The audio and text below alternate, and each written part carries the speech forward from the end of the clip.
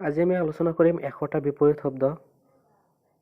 আকাশ পাতাল, আকাৰ নিৰাকাৰ, অধীন মুক্ত বা স্বাধীন, অতিবৃষ্টি অনাবৃষ্টি, অলপ বেছি, অমৃত কৰল, অভ্যাস অনভ্যাস, অভাৱ উভৈনদী, অনুৰাগ বিৰাগ, অনুকূল প্ৰতিকূল।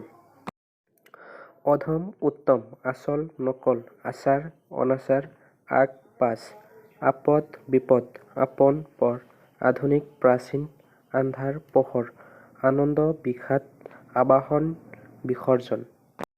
আনন্দ বিষাদ নিৰানন্দ, আহাৰ অনাহাৰ, আৰম্ভ সমাপ্ত, আশা নিৰাশা, আশীৰ্বাদ অভিশাপ, আগমন প্ৰত্যাগমন, আগ পাছ, আচাৰ অনাচাৰ, অভ্যাস অনভ্যাস, আয় ব্যয়। আয়তী বিধৱা, আস্থা অনাস্থা, আস্তিক নাস্তিক আদি অন্ত, আপোচ বিৰোধ, আকৰ্ষণ বিকৰ্ষণ, আৰোহণ অৱৰোহণ, আৱশ্যক অনাৱশ্যক, ইচ্ছা অনিচ্ছা, ইয়াত তাত।